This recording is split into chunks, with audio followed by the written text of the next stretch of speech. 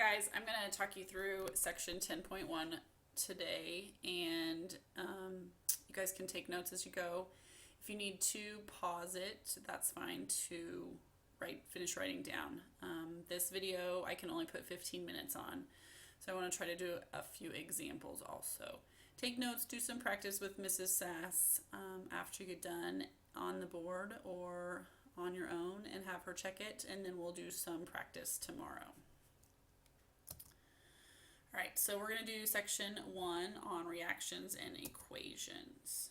Okay, so first of all, a chemical reaction is a process by which one or more substances are rearranged to form different substances. So we're talking about anything that undergoes a chemical change. So when we talk about putting baking soda in vinegar, that's a chemical reaction. You get something different. When the leaves turn colors, you're having a chemical reaction. You can't get back what you started with. It's not a physical change, it's a chemical change. You've rearranged the substances to form something else. There's a few different evidences to show that a chemical reaction has occurred. We can see a change in temperature. So like we talked about with exothermic and endothermic temperatures, without heating them up or cooling them down, they can have a change in temperature. A change in color. Now you have to be careful, it's not just putting food coloring in a mixture, but if you mix two things that are, say, white and they make a different color, that could be an evidence of a chemical reaction. An odor change, if it gives off a smell. Gas bubbles, so you mix two liquids and they produce a gas, or you have a liquid and a solid and they produce a gas. And then appearance of a solid, you mix two liquids and you get a solid. That would be evidence of a chemical change.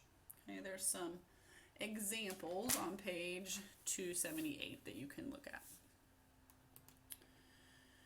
All right, so when we talk about chemical reactions, we use equations to illustrate them, to show what we're talking about. So equations are statements used to represent those chemical reactions. There's a couple different things included in these equations. The reactants are what you start with, and these are going to be on the left side of the equation. These are like your ingredients, what you have to put in. And then your products are the substances that are formed. These are going to be on the right side of the equation. And most of the time these are separated by an arrow. So your reactants mix together to equal, or react together to equal, the products. Sometimes you'll hear it say they yield the products. And then over here in this table, you will see different symbols that we're going to use in our equations. A plus sign adds them together. An arrow is your yield sign. If the arrows go back and forth, it means the equation can go both directions. An S is going to illustrate something as a solid.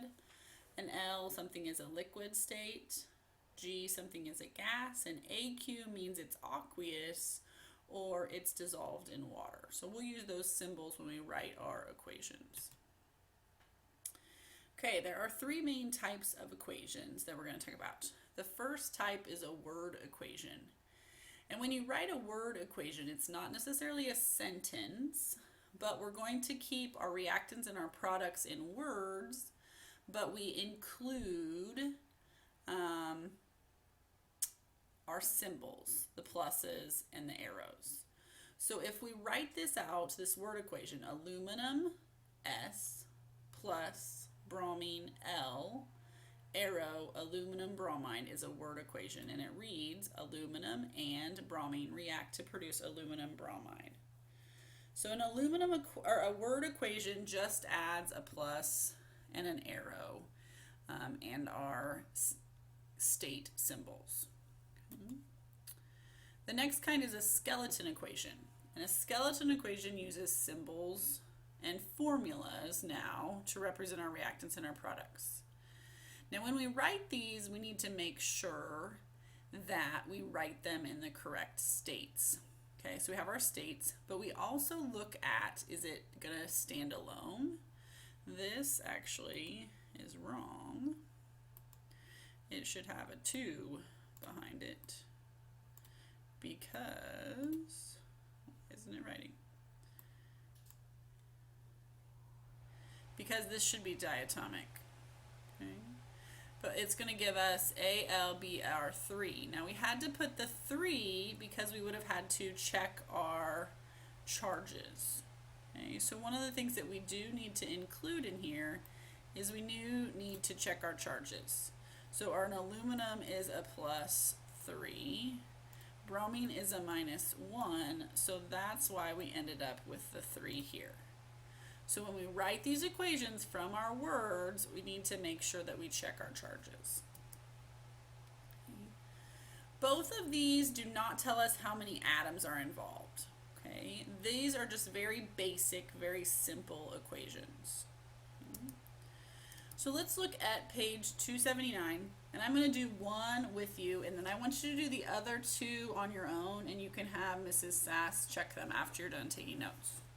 Okay. So the first one says hydrogen G plus bromine G gives us hydrogen bromide. This is a word equation here because it has the pluses and the arrows, but we want to write skeleton equations. So the first one here, hydrogen. Well, we know that hydrogen is a capital H, and it says it's in the gas state. But what we have to be careful with is hydrogen was on our diatomic list. Remember, we had hydrogen, oxygen, nitrogen, and then all of the halogens, the HON-HALs.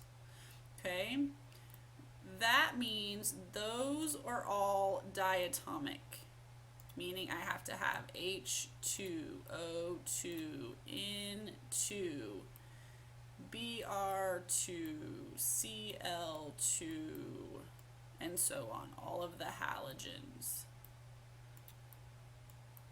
Okay, all of those are diatomic, and that's important when we write our skeleton equation. Okay, so hydrogen gas plus bromine, Br, but bromine is a halogen, so it has to be diatomic. And it is a gas, gives us hydrogen bromide, HBr, and it says this is a gas. So we need to check our charges in this. It's not AQ, which would be our acid, so we're going to check our charges, +1, -1, we're good. We don't have to do anything else there.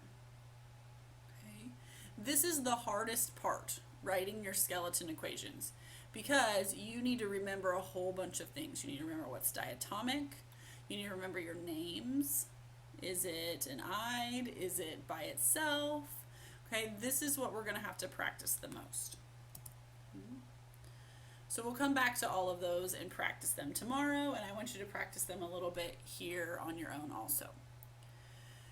Okay, well, when we get to a full-on chemical equation, it's a statement that uses chemical formulas to show the identities and the amounts. So now we're going to look at our skeleton equation, but we're going to go back and we're going to balance it to where we have a balanced equation that follows the law of conservation of mass.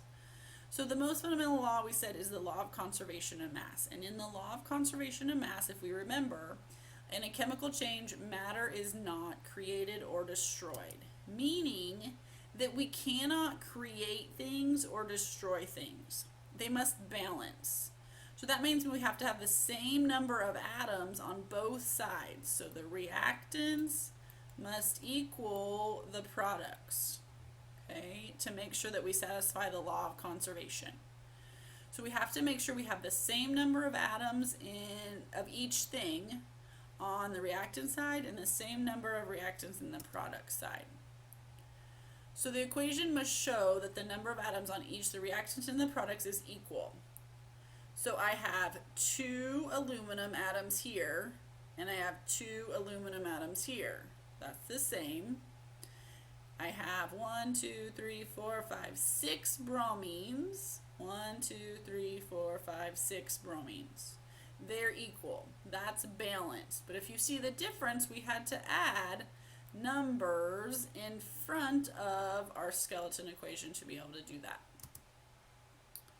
So to do that, we're going to add what are called coefficients. Coefficients are the numbers that are written in front of the reactant or the product, but they're going to describe the lowest whole number ratio of the amounts of the reactant and products. So first of all, it has to be a whole number, and we want it to be the lowest. If we can reduce, that's great. We want it to be the lowest whole number. So we're going to use these coefficients to balance and satisfy the law of conservation of mass. We use whole numbers and we don't write them ones, just like if we were to use a subscript, we didn't write ones. And we want them to be the smallest whole number ratio. So here are some steps. Okay, first we're going to have to write the skeleton equation like we did. Then we're going to count up the atoms in the reactants. We're going to count up the atoms in the products. Then we need to go back and change the coefficients to make sure that we have the same number on both sides. But we can never change the subscripts. The subscripts have to do with the charges, and those aren't going to change. So we need to make sure that the subscripts stay the same, but we can change the coefficients. Don't ever change the subscripts. Write your coefficients in the lowest possible ratio and then go back and check your work. Okay? So if you need to go back and write those steps down again or pause it, that's great. We're going to go ahead and do an example. So if this is my sentence that I have hydrogen gas reacts with chlorine gas to produce hydrochloric acid. First thing I need to do is I could write a word equation if I want, but I'm going to skip that step. I'm going to go ahead and write the skeleton equation, which is your step number 1. So hydrogen gas, that's my first thing. So hydrogen gas is an H with a G, but remember this is diatomic, so I gotta have a 2. Reacts with, that's a plus sign, chlorine gas. Chlorine is Cl, we got a gas, and chlorine is also diatomic. To produce, that's an arrow, hydrochloric acid. Remember, hydrochloric means it's only going to be a diatomic, an HCl, hydrochloric acid. Since it's an acid, it's going to be AQ, but we'll talk about that later. All right. So hydrochloric acid, we don't have to check our charges. We know that's how it is. All right. Now the next step is to count. So I'm going to draw a line that's going to separate my reactants from my products, and I'm going to write down what elements I have. I have hydrogen and I have chlorine. Same thing on the other side. I'm going to write them in the same order so that they're across from each other. On this side I have 2 hydrogens, and on this side I have 2 chlorines, a 2 and a 2. But on this side I only have 1 hydrogen and 1 chlorine. Now I want to make sure that I have the same number of hydrogen and the same number of chlorines, and the only thing that I can do is I can multiply. So I want to multiply this times 2 to get 2. And to do that, I'm going to have to put a 2 in the front. It distributes to both of them. So it makes 2 hydrogens and 2 chlorines. So now I'm going to go back and check. I have 2 hydrogens, 2 hydrogens, 2 chlorines, 2 chlorines. I'm good. So now my equation is H2 gas plus Cl2 gas gives me 2 HCl, hydrochloric acid. All right, so that is the end of this section. I want you to go back and finish practicing on page 282, and I will see you tomorrow. Here's a figure, and you can look at your section checks as we go.